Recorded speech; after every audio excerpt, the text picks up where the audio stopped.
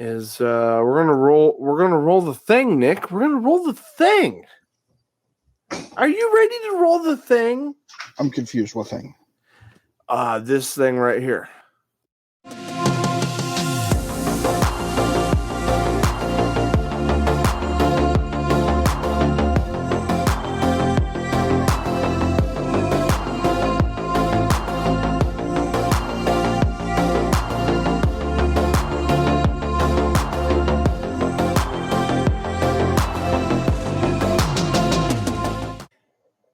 And on that note, I've got nothing to say, Nick. This is a really interesting place we've put ourselves in, but I've got a lot of all the times to be live. I got a loud ass airplane flying overhead right now.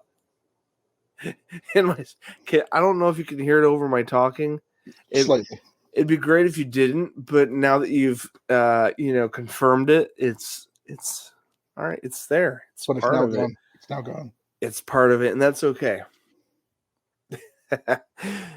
Guys, welcome to Nerdentials, your weekly dose of the nerdy essentials covering film, TV, video games, and comic books. I'm your host, Joe Tweeden, and joining me in this nerdy escapade today is the one and only Nick Thomas. Welcome, sir. Well, thank you.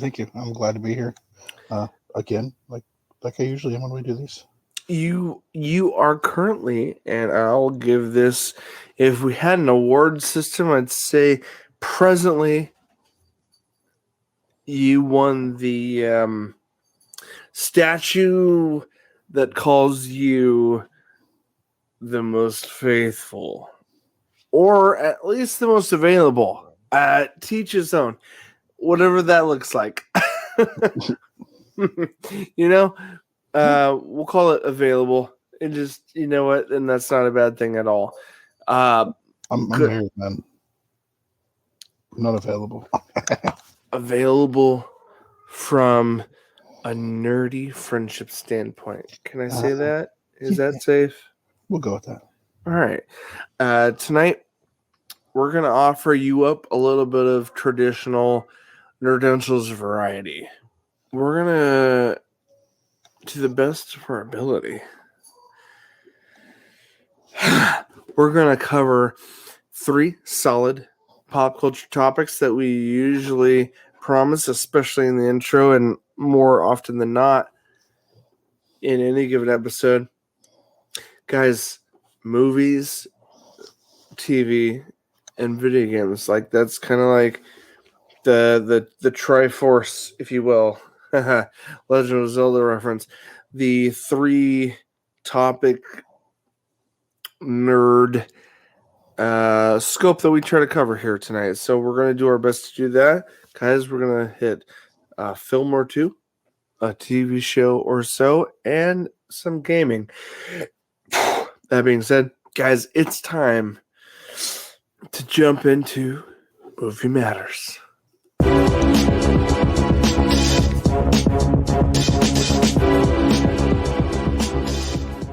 Guys, welcome to Movie Matters. We're talking Movie Matters right now, and guys, due to scheduling, we have a few nerds on our crew. Next week we're gonna cover a few big titles, but for right now, I've got Nick, who's pretty active in the streaming world, and I'm going to help him facilitate a couple of film reviews for you guys. That being said, I'm going to toss it over to Nick and see what he has to talk about tonight. Mr. Nick, what is your first film for tonight? Our first film. You know what?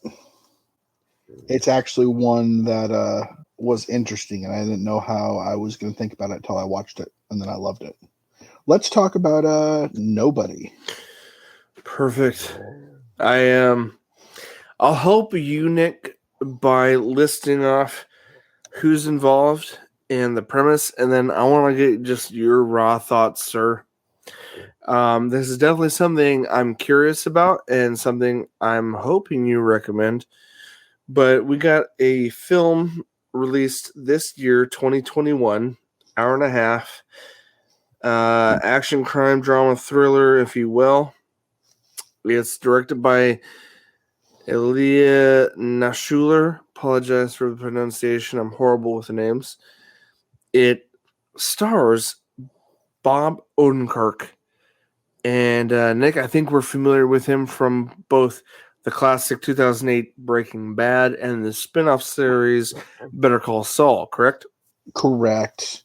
And Ilya Nashula is actually a director we've seen in little oddball movies like Hardcore Henry. That was an FPS, like first person perspective action movie.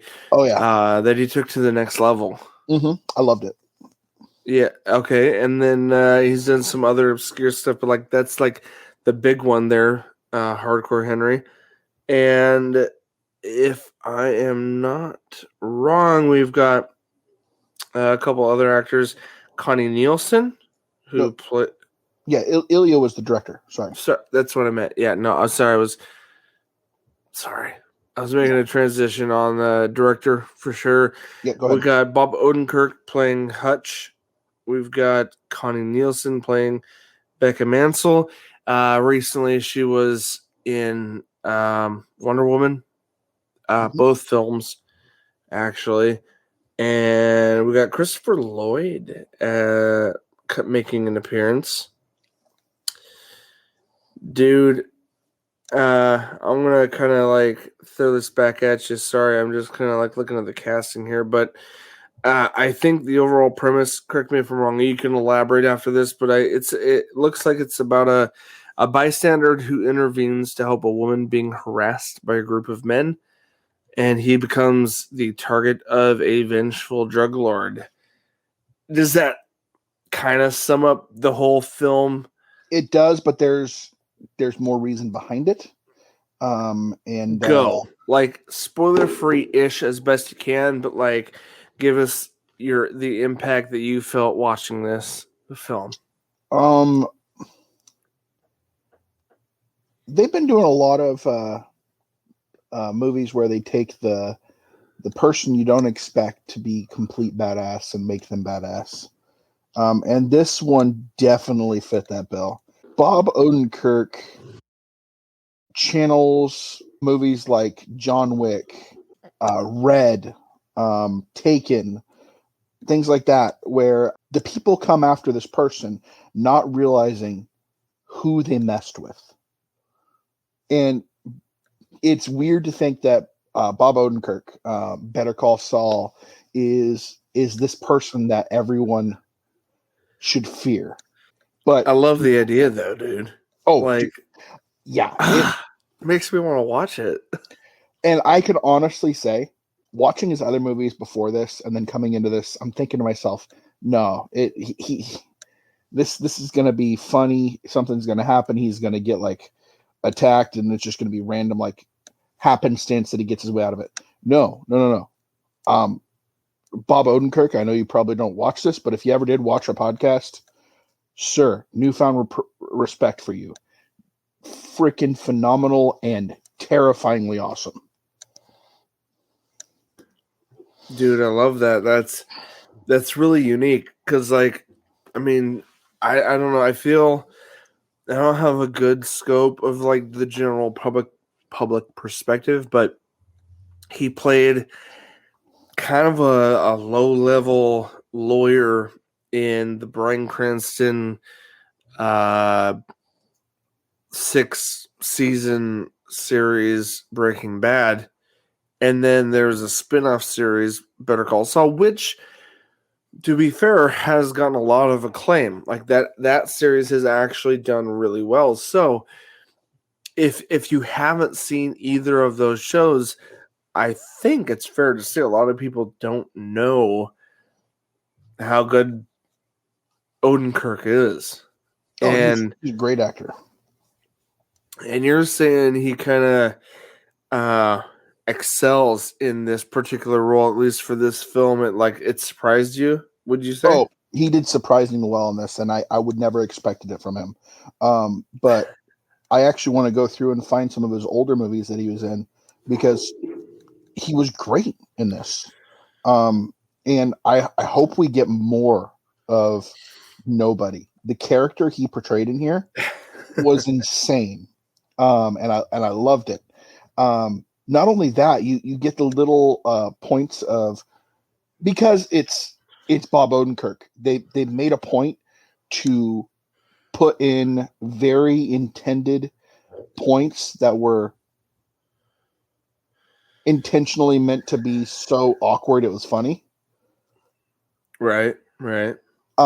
Because yeah, he looks like a pencil pusher type dude and doing all these things, just like an accountant type person. But then he goes off and just, yeah. No, and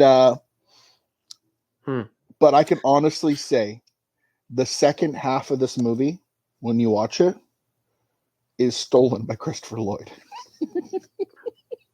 Dude, like, you're not wrong. And like, when I look at his film history, it's very sporadic. It's very small role, B-list. It's very cameos here, cameos there. A lot of short-term TV appearances in dramas and stuff. But like this recent film, I think really credits the theater version of Bob Odenkirk as far as like what we could potentially see him be doing, outside of this. That excites me, dude. And this is one film I'll own up to our audience and say it's one I didn't check out yet. But Nick, give us a rating, 1 to 10. Should I check this out? Because I haven't. I'm like the audience. I don't know. I need to preface this. I'm a big fan of the movies like Taken, Red, John Wick, that kind of vengeful violence and stuff. I get a kick out of those type of movies. I love them. Same, so dude. This, to me, was on par with John Wick. I put this at a 9 out of 10. Damn, dude. Liam Neeson and Keanu Reeves, huh? Oh, yeah. That's what you're saying. 9 out of 10? All right. I'll say at the very least, guys, like, we try our hardest to, like, watch blockbuster films together so that we can give kind of a balanced rating. But I trust Nick, I would say 99% of the time when it comes to like his perspective on any kind of film in general, especially those from niche genres or angles. And so at the very least, guys, I'll say heed what Nick says here. I'm going to, on his recommendation, I will check it out. And in a future episode here, I will come back and confirm. And if you look at IMDb, my thoughts, they've had 47,000 viewers rate this, and it's still got a 7.5. So that's pretty high for IMDb, actually. Oh yeah, dude, and that's not any like I would never not question you on a personal level, but like when you throw numbers at that, or when you throw numbers out like that about just the public reception, it seems to have done really well. And during a time like this, when movie theater releases are not a normal thing right now, like that's still impressive. Oh, yeah. So, you say 9 out of 10, Nick. That's your final 9 out of 10 stamp of approval or recommendation. Real quick, did you have a second one in the film genre you wanted to throw out there? Yes. Actually, this next movie I'm going to talk about was another one I'd seen a lot of previews on, and kept coming across my feed for previews and stuff. So I thought I'd give it a try. Me and the wife sat down and watched it, and we actually really enjoyed it. And it's based off a book series that I'm hoping they expand upon and actually do more of the book series as a movie. This is one they've been working on, I want to say, since 2016, 2017. This is a movie called Chaos Walking, Right. starring Tom Holland and Daisy Ridley. I didn't know this was like a more extensive series outside of this, dude. I didn't know that. Mm-hmm. So, why don't you give us the premise or the? I can read it unless you want to, short, long, whichever you want to do, dude. Oh, What do you yeah. think? Yeah, I have the synopsis right in front of me, actually. All right, go ahead. Go ahead. Two unlikely companions embark on a perilous adventure through the badlands of an unexplored planet as they try to escape the dangerous and disorienting reality where all inner thoughts are seen and heard by everyone. Ooh, that's messed up. That's like psychological, dude. Yeah, no, this is based in the future, where Earth has become uninhabitable, and people have stretched out to try to find other places to live. And this this takes place on a planet that they come to, and they find out once they get there that it's weird. Everyone's thoughts are projected. So that inner monologue you have with yourself, should I do this or should I not? Or wow, that's awesome. Or wow, she's pretty. Everything is just displayed out for the open for everyone to hear. It's like the Mel Gibson film "What Women Want" amplified in a futuristic setting. Yes, but it's not just heard. Ooh. Like you could be thinking something and someone will see it, what you're thinking, because it like displays a bubble above your head type thing. Oh my goodness! It's according to this description, it says they're afflicted by the noise. The noise is what they call it. Yeah. Huh. And the crazy thing about it, in the previews, you find out before the movie, so it's not really a spoiler here. The ones that are afflicted by it are only the men. Man, it's like a sci-fi twist on What Women Want. Mm-hmm. Kind of is. Not kind of is, but go on, dude. Go on. Like I said, this stars Tom Holland, Daisy Ridley, and Mads Mikkelsen. I love me some Mads Mikkelsen, man. Who doesn't? Mads is awesome. But the futuristic world here, all the different things they have to go through, it's definitely meant to be kind of like the young adult thing, like the series like Divergent and all those different ones. Yeah. Maze Runner and all that. So it's in that same vein because that's what the book was originally sold to. It says this is from the director of The Bourne Identity and Edge of Tomorrow, which is that Tom Cruise time travel thriller. Yeah, Doug Liman. Yeah. Yeah, and it's based on the best-selling novel The Knife of Never Letting Go. So I'm just curious. You've given us the premise, and they're comparing it to some of these. Is there some I don't know? Is there some additional like time travel situations with this based on that, or is it just The Knife of Never Letting Go? It's not about time travel. Okay. It's all based here. What it's talking about with the Never Let Go is the thoughts being projected and all that, and it's just the craziness of humanity fighting now that you can't hide behind your lies. Dude, that's really intense and interesting. The movie was very interesting. The chemistry between the two is actually surprising. It was interesting seeing Tom Holland in something other than being Spider-Man. It's a cool world that they're trying to make with this movie, and like I said, I really do hope that they dig into the series a little bit more and expand upon it, because where it leaves off at the end of the movie could very well easily go into the rest of the books. You didn't have to wonder what the character was thinking, which was great, because it's always there. Because sometimes you're watching a movie and you're like, what are they doing? Why? And before they're doing it, they're second guessing themselves. Should I do this? And you're hearing it, you're seeing it. It's right. And there's other cool things they do with this, the noise. And it's definitely a new way of looking at the thought process of people in movies.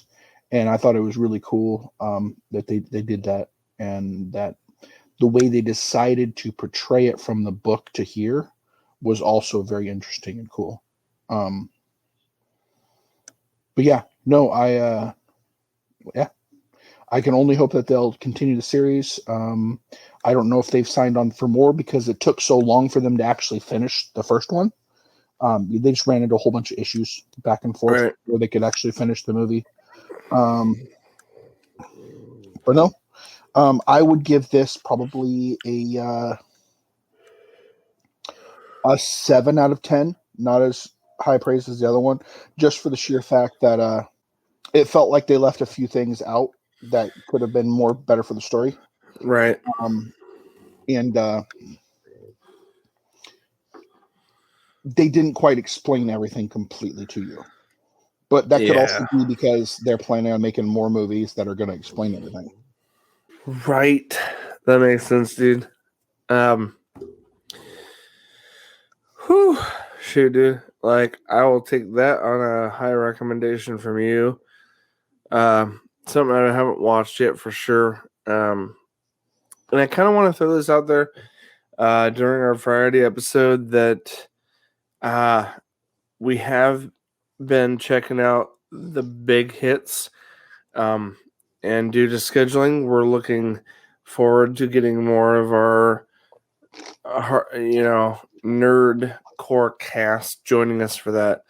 So, real quick though, before we switch gears or anything, Nick, did you have one more on this, or should we jump over to TV Talk?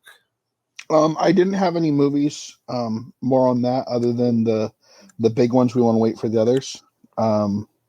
Yeah, so just as a teaser, guys, next week we are, as best we can, planning on fully covering Kong versus Godzilla and Mortal Kombat, the newest releases on HBO Max, aka newest releases for 2021 cinema. So, those are next on our list. We've watched them, but we're waiting on a couple nerd hosts to join us for said cast.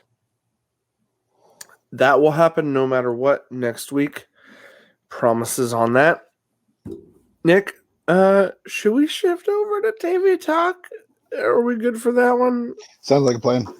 Yeah, guys, this is the Variety Hour, so we'll talk about teasers for next week. But you know what? Without further ado, let's jump into TV Talk.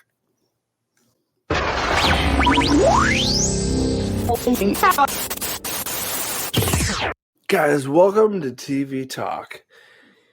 In tonight's cast, we're going to allow our co-host, Mr. Nick, to review a show that I haven't jumped into yet. I know. Usually that we're saving the big ones for next week.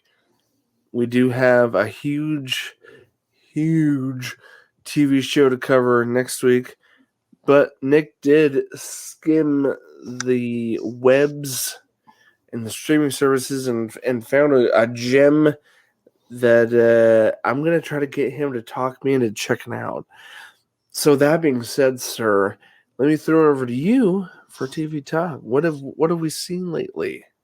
Yeah, on NBC, they have a new show. So if you guys want to watch it on streaming service, that'd be Peacock. Peacock! I know, it's a hard time not making fun of that. Yeah, no. But no, one There's of the been new some shows stuff on there. Yeah, one of the new shows they recently came out with. And if you don't want to watch it on the Peacock or NBC, it's actually streaming on Hulu too. Holy snap! Multiple options. Whoa. Yep. Whew. But the show I am talking about is NBC's Debris. Ooh. Go on. Debris is, if you're one of those people that likes those wonderful science fiction style investigative shows. If you like shows like X-Files, a few years ago, one that I really enjoyed was Fringe. Ooh, that was a good one. Yeah. Different shows like that. This one is right up that alley. Debris is a show about two agents from two different continents and two different mindsets that must work together to investigate when wreckage from a destroyed alien spacecraft comes to Earth, and the pieces have mysterious and sometimes dangerous effects on mankind. Ooh. So you find out that these two actors, the two agents from the two different organizations, one's from I think it's MI6, and then the other's from the FBI. They have Makes sense. they have a joint task force that's working together to find and collect and neutralize these debris items to keep them from having effect on people. If you've watched the previews on it, there are previews on TV showing this TV series that show like people flying, floating, teleporting, stuff like this. The alien spacecraft is having an effect on our reality and the people it comes in contact with. And they are trying to stop this to make sure that this stuff doesn't fall in the wrong hands and catalog it and figure out what is the best way to either neutralize it or utilize it for the betterment of mankind. All while a shadowy organization is working against them. Good old shadows. This show is, the creator is J.H. Wyman. From some of those movie shows I told you, French, he was a producer for that. A little TV series that was on a while back called Almost Human with Carl Urban. Ooh. He was a producer on that. So what is this show again? Remind us the title. This show is called Debris. Debris. What an interesting, first off, title. Super interesting. Yeah. Wow. Your main actors in this is Jonathan Tucker. And he would be known from the movie Hostage with Bruce Willis, Ruins, Sleepers, The Virgin Suicides. He played as Major Craddock in Westworld. If you watch that at all. Oh, yes. Interesting. Yes. You're right. Mm-hmm. And then the other actress that is the agent, other side of his Scully, her Mulder. Mulder versus Scully is Norbert Leo Butz. Her name is Rian Steele. Rian Steele. Oh. Yeah. Okay. You might know her from The Magicians. Oh, Nick, nerd fact. Do you know a Catherine Starr from Marvel, aka Ant-Man? Yeah, she played Catherine Starr. Yep. In the 2018 Ant-Man and the Wasp. The sequel to Ant-Man and the Wasp. She was in 2020 season of The Magicians.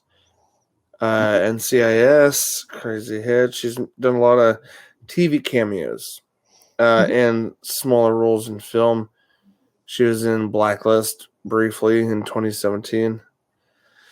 So interesting roles, but yeah, dude. Okay, so she plays the counterpart to Jonathan Tucker.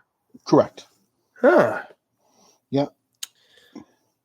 Oh, two agents. Okay. She's the British agent. Jonathan Tucker is the American agent. Okay. Yeah. I don't know. They're not quite through the season yet. We are looking at far they have 8 episodes that have aired. Okay, and looks like according to IMDb, and again, guys, you don't quote us on this. IMDb is about as reliable as Wikipedia, but more often than not, more reliable because people in the industry are the ones that update this. But it looks like we might see 13 episodes of this season. And you're correct. May 3rd was episode 10. That's the last recorded episode we're going to see. So we got 3 more episodes possibly before the end of the season, or before the season wraps up, rather. Dude, I like super unique shows like that. I like forensic stuff. I like sci-fi and forensic stuff. So like I'm super excited about that. Yeah, their little tag you see on all their ads for the show is every piece holds the power to change our world, because nice. every piece is different. Yeah, And yeah. different thing they have to go through each episode. I love that. Nick, what rating would you give this show? Yeah, I would have to give this right around a 7 out of 10. It is a little bit slower for people that don't have the patience to deal with the slower TV series, but it's intriguing and it makes you think. And I like a good a movie that's very cerebral, and this definitely fits that that niche of those cerebral thinking shows. Like, what the heck's going on? Has enough suspense to keep you wanting to know what's more. And the character development is great, and I can't wait to see what happens with the rest of these characters.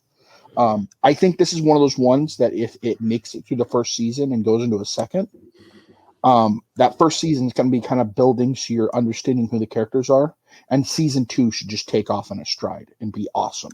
I'm hoping that's what's going to happen, because that's what it feels like to me.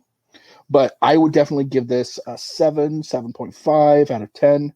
And would definitely recommend anybody to watch it if you like that genre. Dude, I'm going to absolutely take that recommendation on board. It's interesting that it's an NBC original. So, God, there's so many services, dude.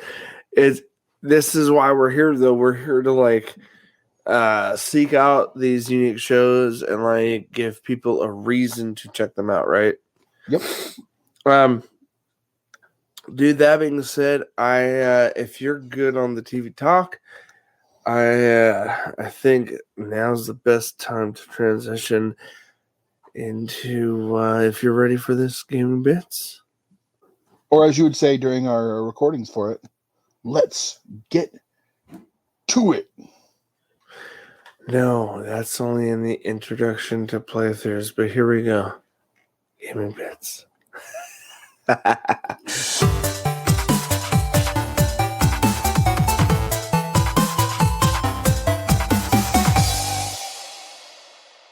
Guys, here's an interesting review that's not... I gotta preface this by saying it's not super topical. I get it. This came out over 2 years ago. 2018 is when this game was published. However, I want to bring light to anyone that is watching our podcast, anyone that's been a listener, is me and Nick and me and Nick and Matt and me and Nick and Matt and whoever else on of our hosts can join us for these series that we're putting out here. And maybe it's new to anyone chiming in now. But we're throwing this out there just so you guys know, like, aside from podcasting about pop culture and stuff, and aside from doing walkthroughs, co-ops, and gameplays, which all of us have enjoyed, love doing, and will continue to do, we recently launched over a year ago a series called Couch Co-op Catch-Up. And while that's been an enjoyable series to do, and we're going to continue doing that with classic couch co-op split screen video games like Halo, Gears of War, and the like, we've already done a bunch of those. We're also going to do something called, if I may, the backlog playlist. And the backlog playlist includes anything that was missed in the last couple of years, all the way up to classic arcade titles. NES, SNES, Sega, Dreamcast, PlayStation, PlayStation 1, PlayStation 2, PlayStation 3, original Xbox, Xbox 360, Xbox One, Nintendo 64. We're looking at a wide range of eras, titles, classics. So many have been remastered, remade, brought back through emulator or officially or otherwise.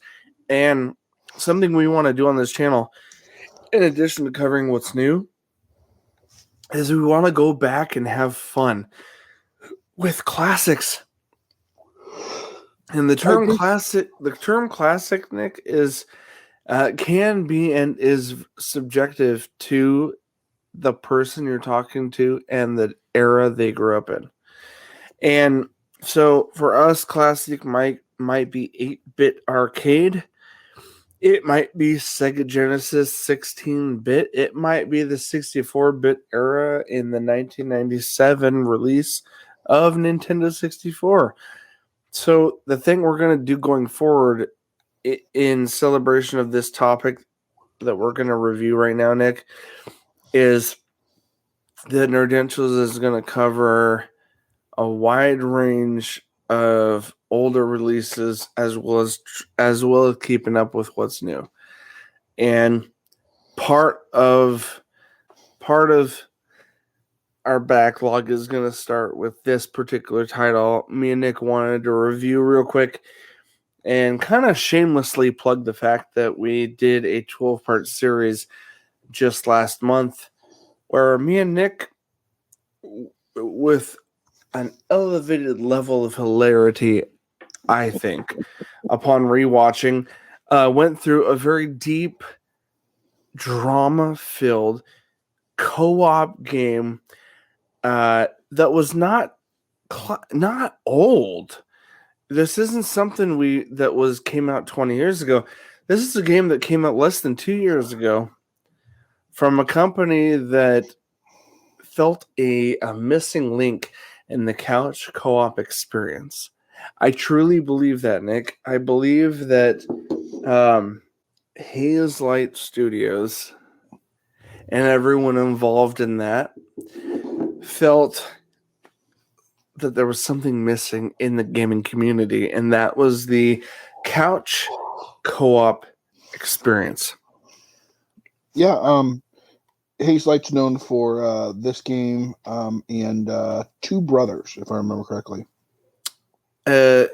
Thought to be an indie release at the time because no one knew who they were at the time, but that game on itself was award-winning, and it wasn't exactly driven by co-op per se, but it was driven by a very heavy narrative about two characters relying on each other to get through it. Yep. And the very next title they jumped into was the title we're going to talk about right now called A Way Out. Now, guys, A Way Out came out on March 23rd, 2018. 19, 20, 21. It's now, shockingly to say this, 2021. March has already come and gone as of the time of this recording. The game's already 3 years old. But over those 2 years, they already started working on the next couch co-op experience. And we'll talk about that in a minute. It's called It Takes Two. Something me and Nick are going to dive into soon. But to jump back to A Way Out, this thing, just to summarize, it's a prison break storyline. It requires literally a dynamic split-screen couch co-op, and it doesn't matter if you're playing locally on the same Xbox or like me and Nick, who played over Xbox Live, completely. I sent a personal invite over Xbox Live. He joined in. The crazy thing about this, the thing that sets this apart from any other co-op experience, is the fact that this is the first time where it forces the split-screen view no matter what. Whether he's in the room with me or he is living, in this case, 3.5, 4 hours away from me, south in the same state, doesn't matter.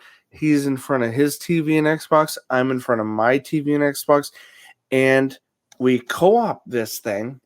And it doesn't matter how far apart we are. It's still like the Lego series. If anyone's ever played any Lego series, Star Wars Lego games, Marvel Lego games, DC Lego games, all of them are hugely popular.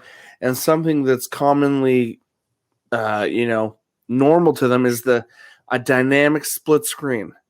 And even when you're on the same console with two controllers, if I'm playing and and the closer I get to my partner, suddenly the split screen disappears, and then the further away we move, the split screen happens. So that already started being a thing prior to this, but something that this developer did that I've never seen before is completely take all the split screen focus and inject it into the narration, the story. Like, it didn't matter what you were doing or what I was doing, but it all depended on where the story was going and where the focus needed to be for the story. So if the focus was on me breaking through the concrete, chiseling the way behind that toilet, the camera shifted over to me. But the moment you were in trouble or you took on that responsibility to chisel your way out, the split screen shifted. It was a dynamic split screen, something I've never seen in co-op. And what made it even crazier is the fact that we're playing online. We're not in the same room, but I'm still able to see your split screen and you're still able to see mine. And I thought that was one of the biggest unique introductions to couch co-op over Xbox Live that I or anyone I think has ever seen.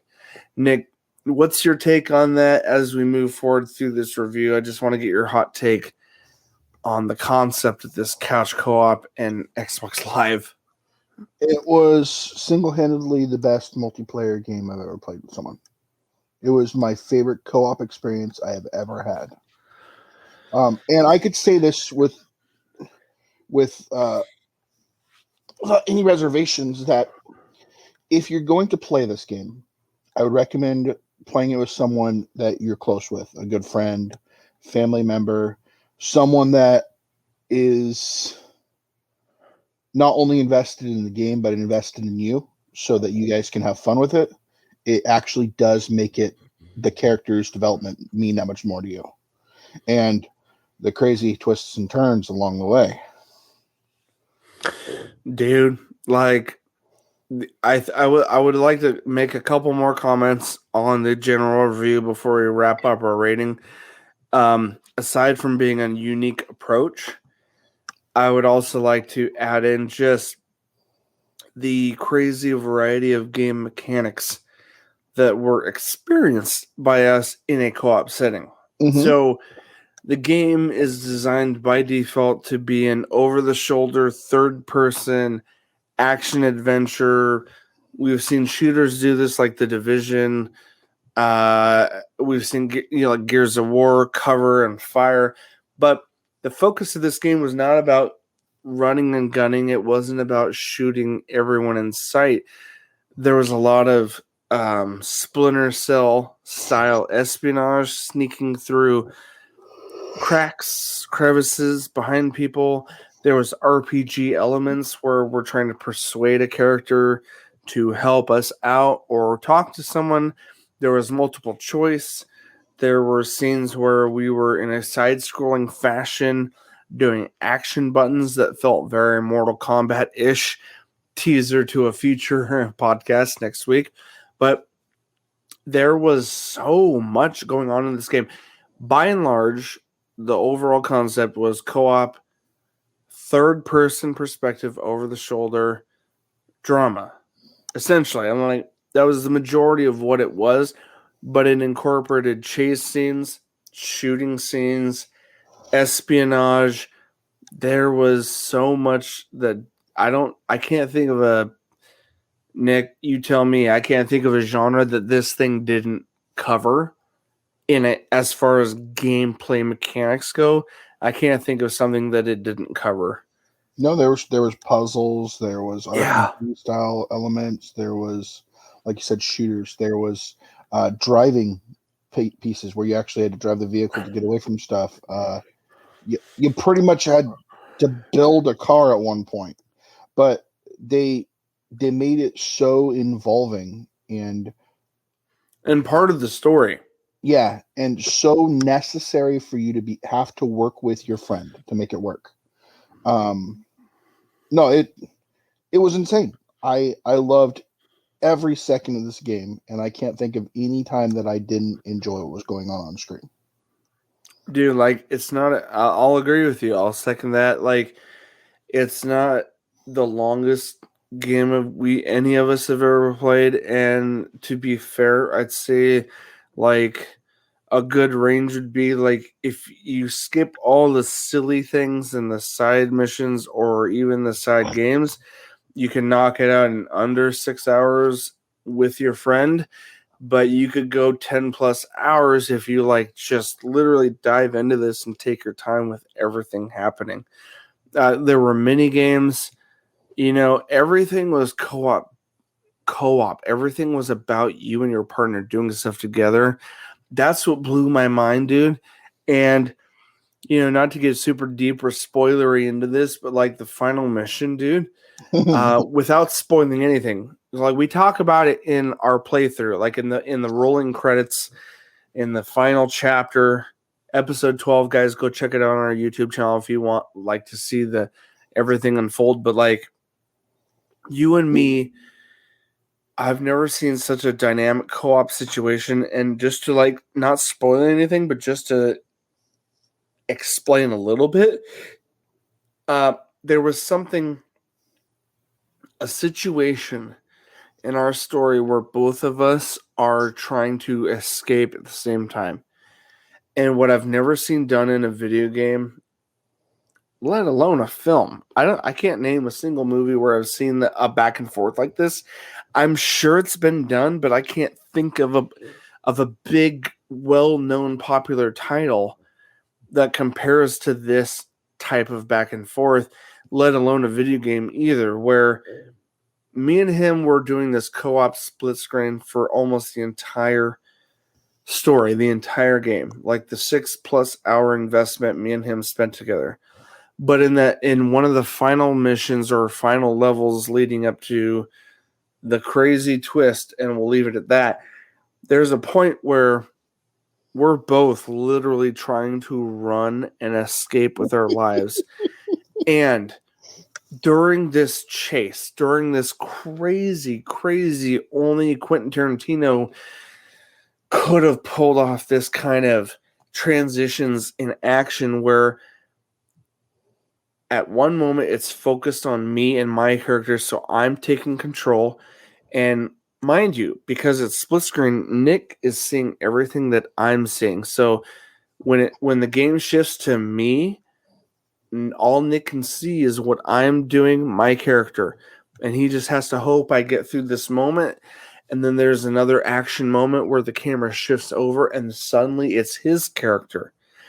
I've never seen this happen, Nick. I've never seen a consistent split screen game, dynamic or not, where we always get a little bit of a scope of where both of us are. Mm-hmm. You can see both of us, and then the drama gets so intense that the game then pulls us off the rails and takes us onto a completely different roller coaster where part of the ride is just my perspective and part of the ride is just your perspective, and it's back and forth, back and forth. Can you think of any movie or video game title where this even anything comes close to that? No, I can't. Um, I would say that I don't think it's ever been done. This was a very unique co-op experience that I think only these people will be able to pull off. I don't think anyone else can. Yeah. Go Yeah. on. No, this game not only had cool features to it like this that we're talking about, it had an amazing story and was an emotional roller coaster. And that dynamic camera that you're talking about The back and forth. was just as big as a character in the game as the characters we were playing. And I'm not going to spoil it. I just want to tease with this before we finish off our rating. This story did something that I don't think film can ever pull off, and I think I can confidently say that because the storyline twist that happens in this game is only effective if you, as the viewer, get to be in complete control mentally and physically of said character. Meaning, the twist that happens in this particular game can only be experienced, in my opinion, and I think many would agree, can only be experienced when you and another human being who you're really close with, whether it be a brother or a best friend, only you and a best friend or you and a brother can sit through this game, play through it, see the twist that happens, and be impacted the same way. I don't think any film can pull off the same feeling that me and Nick got. And I think you agree with me, Nick, yeah? Yeah. There's not a single film or show that could recreate this for what any player who plays with a buddy or brother could experience. That is kind of like a crazy high bar to claim. That's a huge claim to make. But anyone that can sit down and play through this and see what that impact looks like, I think has to agree with that. I just don't think this is something that can be recreated. There's such amazing stories in the world, amazing books, amazing movies that move us to feeling. But I think this is a record-breaking first time a video game can lay claim to making this kind of emotional twist. Yeah. Like, you can talk about it in a review, you can read about it, you can write about it. It's not the same until you sit down and play the game with someone that matters to you and experience the twist that happens. And I'm going to leave it at that. I think both of us should leave it at that, dude. I want to encourage people to try this game because of that.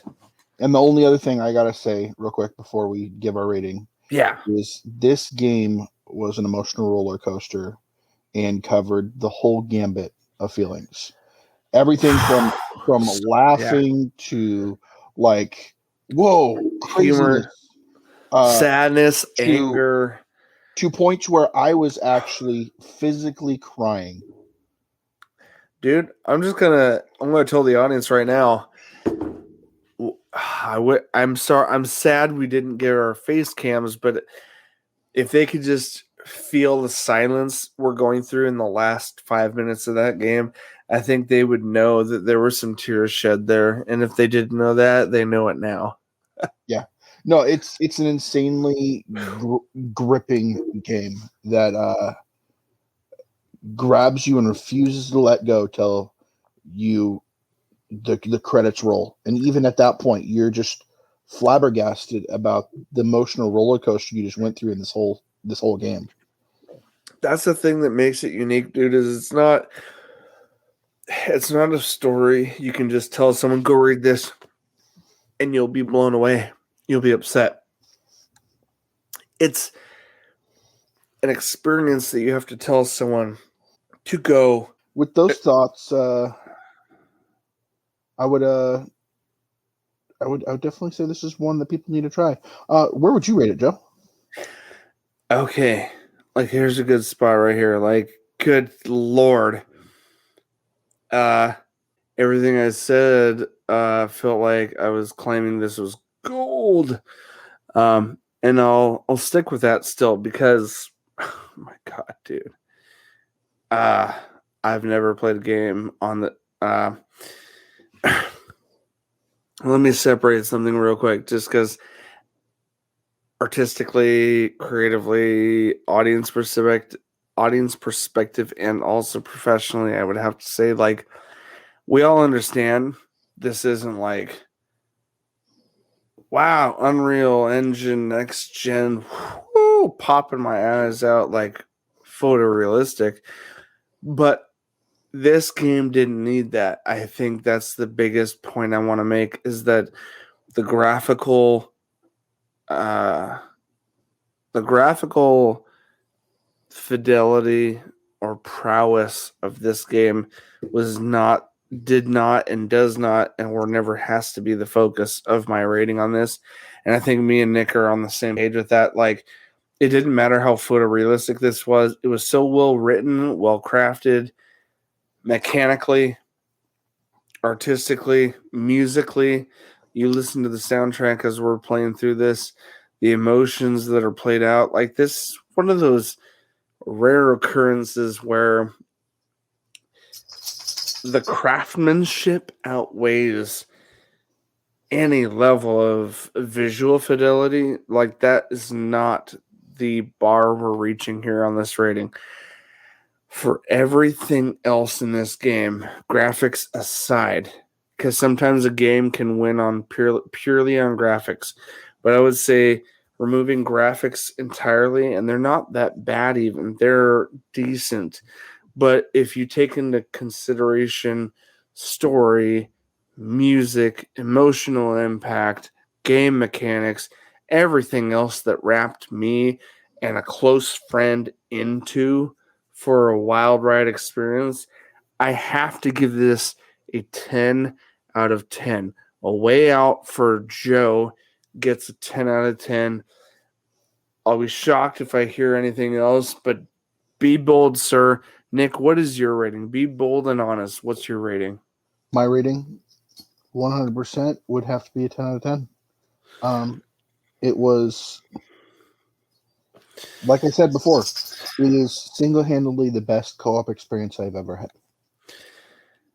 Same, dude. Like, you take shooters, Halo, Fortnite, Team Fortress 2 for Steam users. You take all of those and you just take this experience and compare it to anything else. It was an insane, emotional, connective ride. It was unique and wonderful all at the same time. That's me. That's me. And I think Nick's on the same page with me on that. I am.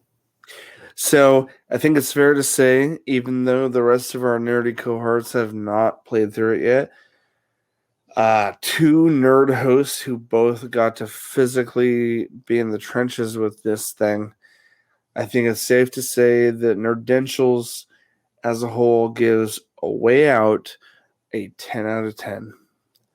Boom. Shocker? Hope not, because this is something everyone needs to check out. Nerdified. Woo!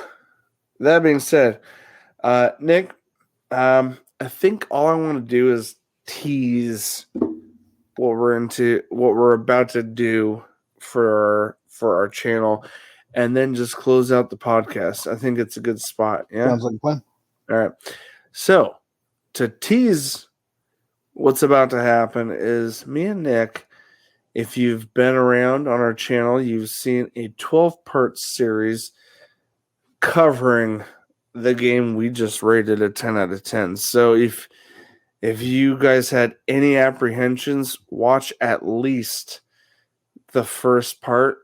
It's a solid 30-40 minutes. Watch our intro. If you don't want to watch the rest because you're like, I want to see it firsthand, at least watch episode 1. It's on our channel. It just came out 2 weeks ago.